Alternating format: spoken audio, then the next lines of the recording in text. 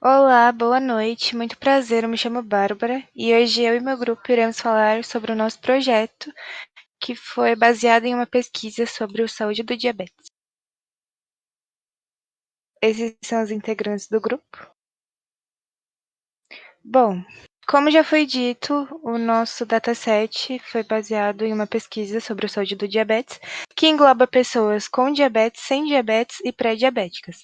Participaram da pesquisa 253.680 pessoas no ano de 2015. A pesquisa foi feita pelo BRF-SS, que é um sistema de vigilância de fatores de risco comportamental de saúde nos Estados Unidos. Foi analisado nessa pesquisa também o que as pessoas entrevistadas faziam em relação às suas respostas, como, por exemplo, em como cuidavam da saúde, se praticavam atividades físicas, o que consumiam e etc. Nós usamos uma base diferente da que foi usada na parte de inteligência artificial, para que a nossa análise ficasse mais concreta. Na pesquisa foi tra foram trazidos números de respostas, praticamente iguais, tanto para quem tem diabetes, para quem não tem e para quem é pré-diabético, para que a nossa análise ficasse mais justa. A nossa hipótese inicial foi que existe sim uma relação direta de de como os hábitos saudáveis influenciam os casos de diabetes, como nós iremos ver nos próximos slides. Bom, na variável azul escuro nós temos os casos não diabéticos e a variável azul claro nós temos os casos pré-diabéticos e diabéticos.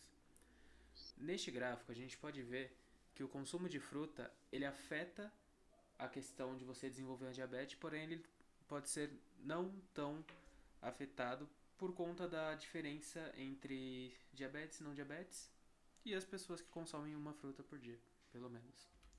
Já na questão dos vegetais, podemos ver que ele é uma tendência que acompanhou o consumo de frutas, ou seja, tem essa diferença, porém ela não é uma diferença tão gritante a ponto de afirmarmos que uma pessoa que consome pelo menos um vegetal por dia não terá diabetes. Já sobre fumantes, podemos ver que pessoas que não fumam têm um índice de desenvolvimento de diabetes muito menor do que uma pessoa fumante. Já na questão do álcool, podemos ver que drink heavies, que são pessoas que bebem 14 drinks por semana, têm uma menor probabilidade de desenvolver diabetes. Porém, esse gráfico ele não pode ser levado em consideração, já que o principal fator que agrava um caso de diabetes é a questão do álcool. Então, a partir do momento que um drink heavy descobre que ele é pré-diabético ou diabético, ele acaba parando de beber tanto para não ocorrer o agravamento da diabetes. Sendo assim, afetando as respostas que obtiveram nessa pesquisa, consequentemente afetando o gráfico. As atividades físicas foi um maior diferencial dentre todos os outros gráficos, podendo assim ser observado que pessoas que praticam pelo menos uma atividade física por mês acabam tendo um menor índice de desenvolver diabetes. Fazendo uma relação dos dados como um todo e falando num contexto geral, podemos ver que fumantes têm uma maior chance de desenvolver diabetes e a alimentação, que no qual a gente imaginou que seria o principal fator para um não desenvolvimento da diabetes, acaba não se valendo. Sendo assim, o principal fator para você não desenvolver a diabetes é a questão da atividade física. Ou seja, uma pessoa que pratica atividade física tem menos chance de desenvolver diabetes do que uma pessoa que só se alimenta direito com frutas e verduras.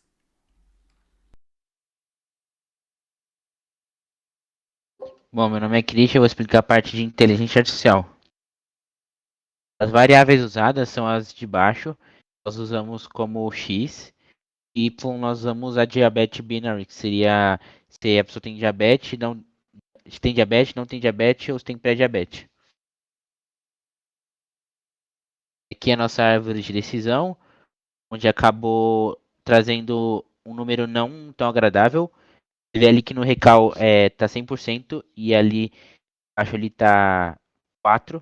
Isso dá pelo a diferença ali que tem de dados. Então tem muita gente sem diabetes e pouca com diabetes.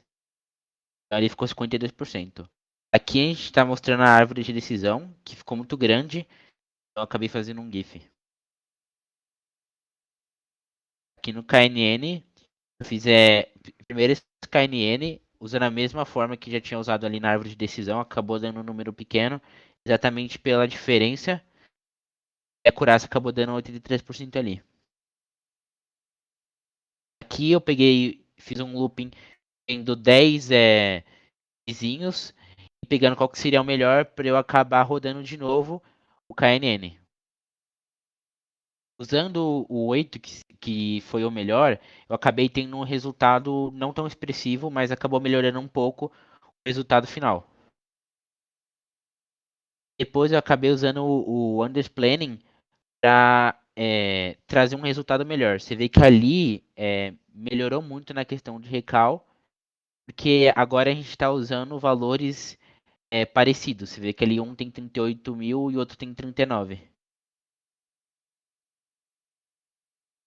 Navy Buyer a gente segue a mesma lógica, ali mostrando primeiro o que foi predito, e aí no segundo mostrando a precisão, que foi uma das maiores precisões de todas ali no Navy Buyers, então foi considerada a melhor IA para testar, no caso, a nossa base. Bem, o Thiago. Em resumo, após o treinamento da nossa IA com a nossa base de dados levantada, a fim de identificar as pessoas que possuem ou não possuem diabetes, foi identificado que o que na numeração binária, o 0 é identificado como pessoas que não possuem diabetes e que 1 são pessoas pré-diabéticas ou pré-diabéticas e também que possuem diabetes, ou através dos levantamentos levantados com os colegas falaram atrás. Bem, obrigado por ter assistido. Essa foi a nossa apresentação.